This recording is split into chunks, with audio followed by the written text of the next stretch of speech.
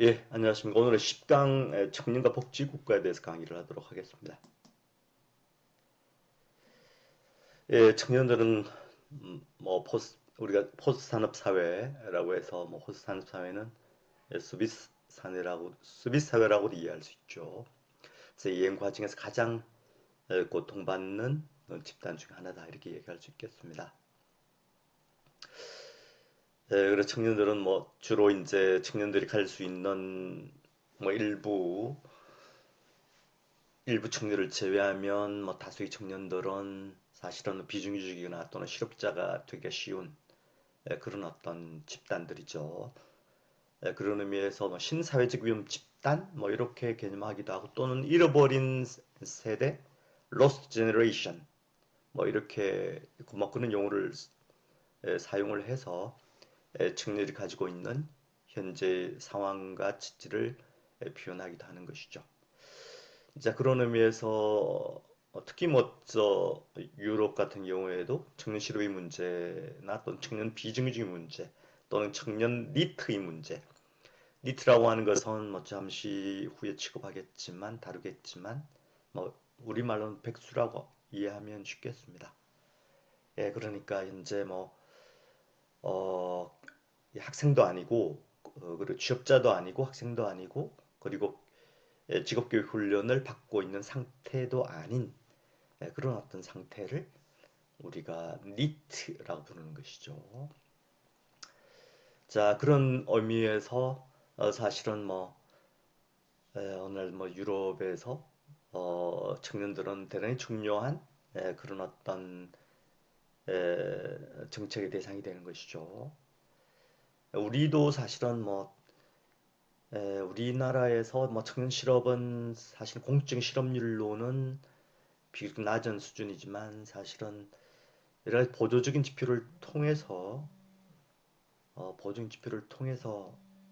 사실은 보면 우리도 청년들은 상당히 청년 실업률이 꽤 높은 그런 어떤 상태에 있다 이렇게 이야기할 수 있겠고 따라서 청년 비정규직 비율도 40%에 육박하니까 그런 의미에서 사실은 우리도 청년들은 중요하게 취급돼야 할 정책적 집단이 되는 것이죠. 하지만 복지국가 청년을 취급하는 방식은 다양합니다. 그래서 오늘은 이 문제를 여기서 다뤄보기로 하겠습니다. 그래서 청년복지 시민권이라는 용어를 사용을 하는데 그것도 몇 가지 유형에 대해서 취급하고 또 청년 니트 문제 또 학교 고용을 이행 방식 이런 문제에 대해서 여기서 한번 다뤄보기로 하겠습니다. 자, 여기 청년과 복지국가 유형이 되겠습니다. 유형을 보시면 이걸 두 개의 기준에 따라서 분류를 하고 있는데요. 이것은 이제 톰 슈발리에라고 하는 프랑스의 젊은 연구자가 이 주제에 대해서 사실은 본격적인 박사학위 논문도 제출했었고 또 학술지에도 사실은 몇 편 이 주제에 대해서 사실은 발표를 한 적이 있습니다. 그래서 톰 슈발리에가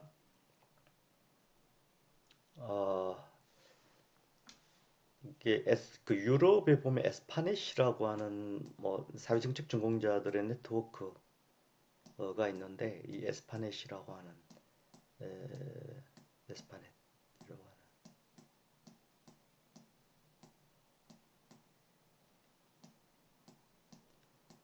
유럽의 가장 큰 그런 어떤 사회정책 전공자 네트워크라고 할 수 있죠. 1년에 한 번 정도 국제적 학술 대회를 열고 여기에 상당히 유명한 연구자들과 다수의 연구자들이 참여를 하는데 이 에스파넷에서 사실 1년에 한 번 그에 쓰여진 박사학위 논문에 대해서 가장 우수한 박사학위 논문에 대해서 부여하는 상이 있습니다. 이 상을 톰 슈발리에가 바로 이 논문으로서 받았죠. 대체로 이 상을 받은 연구자는 유럽에서 대체로 이제 유럽의 유수의 대학교 교수로 취업하고 있는 것을 우리가 확인할 수 있는데요. 이 톰 슈발리에는 일단 첫째 기준, 첫째 기준을 가족주의 여부, 그러니까 청년에 대해서 소득을 지원하는 그 형식을 가지고 먼저 분류를 했습니다. 그래서 첫째가 이제 가족주의고 둘째가 개인주의예요. 가족주의적인 그런 지원 방식을 채택하는 나라는 대체로 유럽 대륙의 국가들이죠. 비스마르크 돼 있는 비스마르크적 복지국가 체제 또는 복지 체제를 가지고 있는 나라들이고 개인주의는 되게 베브리지니까 뭐 되게 이제 앵글로색슨 쪽과 북구 쪽이 되겠습니다. 그래서 보면 첫째가 에, 그러니까 고등학교를 졸업한 이후 그러니까 뭐 졸업한 이후 그 아동을 지원할 수 있는 부모의 법적 의무가 있는지 여부가 한 가지 항목이고 두 번째는 이제 사회적급여 수급자가 될 수 있는 연령 한계. 셋째는 학생들을 위한 어떤 급여가 가족 정책을 통해서 제공되는지 아니면 학생에 대한 지원을 통해서 제공되는지 여부. 그리고 학생에 대해서 지원할 때 부모의 소득이 고려되는지 여부. 그 다음에는 사회적급여의 어떤 포괄 대상, 수급자의 범위에 포괄되는지 여부, 뭐 이런 항목들을 가지고 사실 이런 항목들이 이제 말하자면 비스마르크 복지국가, 베르지 복지국가 사이의 차이가 있고, 그래서 비스마르크적 뭐 청년 비스마르크 국가에서 청년에 지원하는 방식은 우리가 가족주의로 그렇게 뭐 이해할 수 있고, 베브리지적인 복지 국가에서 청년 지원하는 방식은 우리가 개인주의로 이해할 수 있다. 뭐 이런 이야기가 되겠습니다. 그 다음에는 이제 청년에 대한 주로 이제 이 직업교육 훈련을 통해서 청년을 이제 포함하는 그런 직업교육 훈련 체제 속에서 청년을 포함하는 그런 어떤 방식과 관련된 것인데 하나는 인컴패싱으로 해서 포괄적인 방식, 하나는 선별적 셀렉트 방식이 되겠습니다. 그래서 되게 이제 이 포괄적인 방식은 뭐 이건 되게 이제 고등학생을 대상으로 한 주로 실업계 뭐 우리나라 같은 실업계 직업교육 대학을 가지 않고 직업 대학을 가지 않고 이제 주로 이 숙련 노동자로서 어떤 삶을 선택하겠다라고 하는 그런 어떤 학생들에 대한 그날의 어떤 교육 훈련 제도와 관련된 문제가 되겠습니다. 자, 그래서 포괄적 또는 포용적 그런 어떤 교육 훈련 시스템을 가지고 있는 나라에서는 대체로 이제 스플라이 사이드 팔라스이니까 공급 사이드의 정책, 즉 숙련 노동자 공급에 초점을 맞추는 그런 어떤 정책을 취하고 있고 또 뭐 숙련의 배분도 모두를 위한 숙련이고 또 전략의 초점도 되게 이게 독일이 전형적인 나라가 되겠습니다만 이게 듀얼 시스템으로 되어 있죠. 그래서 학교에서 일부 이론적 교육을 하고 그 다음에 이제 산업 현장, 즉 기업체에서 또 실습을 하는 뭐 이런 듀얼 시스템을 가지고 있습니다. 그다음 적극 노시장 정책의 유형도 인적 자본에 대한 높은 투자를 특징으로 하고 있고 그다음에 이제 훈련의 타겟이 되는 집단도 저숙련, 그 저숙련 노동자를 이제 숙련 노동자로 만드는데 바로 청년을 위한 교육원의 시스템에 초점이 맞춰지게 되는 것이죠. 선별적인 나라는 수요 사회의 정책이 되겠습니다. 수요의 정책이니까 뭐 저숙련 노동자에 대한 뭐 사용자의 어떤 수요에 초점을 맞춘 그런 정책이고 그 다음에 또 모두를 위한 그런 어떤 숙련이 아니고 일부 소수의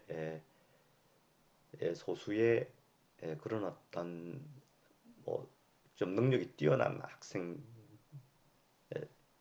직업교육에서 능력이 뛰어난 그런 어떤 학생들을 위해서 숙련을 공급하는 이런 정책으로 돼 있고, 그다음 전략의 초점도 이제 이건 뭐 노동시장의 디레귤레이션이 되겠고, 그다음에 청년 노동 비용의 감소, 그 적정노동시장 정책의 유형도 인적 자원에 대한 낮은 투자를 특징으로 하는 이렇게 되어 있습니다.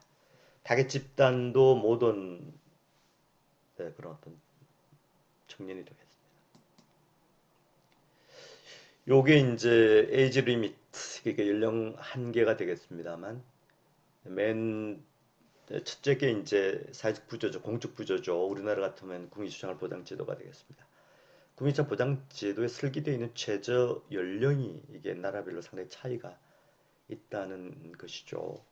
사실은 개인주의에 속해 있는 많은 나라들이 18세가 연령적 한계가 되겠습니다. 즉 부모 가구로부터 독립해서 독립된 그런 어떤 독립된 가구일 경우에 연령이 18세가 되면 독립적으로 사회적 부재 수급자들 지위를 부여한다.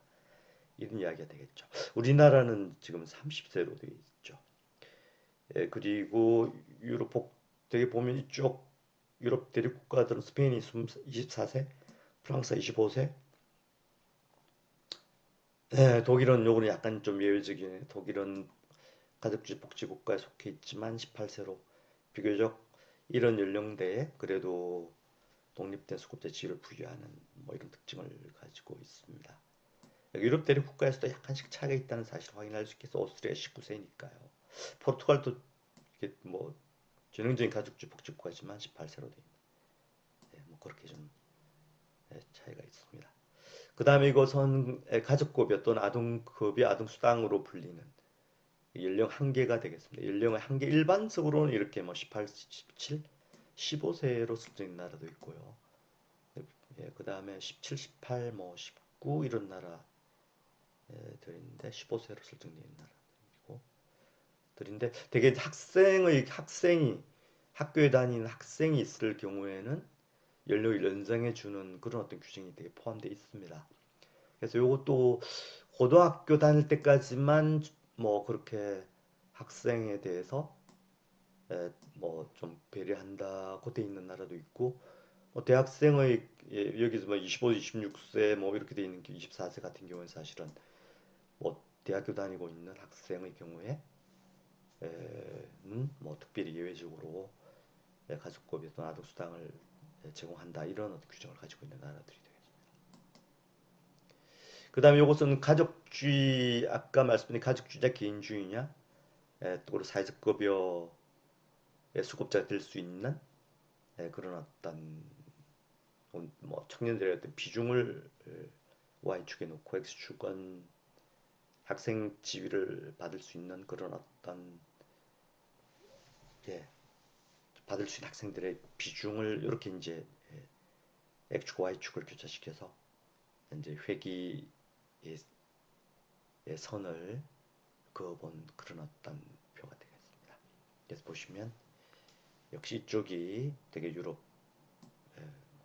핀란드와 덴마크, 스웨덴, 네덜란드와 같은 네덜란드 역시 이제 3인국 성격과 유럽 대륙 복지국가의 성격을 동시에 가지고 있는 그런 나라들이고 대체로 이 중간에는 이쪽은 대체로 아일랜드는 뭐 앵글스큰 국가이지만 약간 그래도 좀 후진적인 국가이고 이쪽은 대체로 유럽 대륙 국가이고 밑으로는 역시 이제 남부 유럽 쪽 국가가 되겠습니다.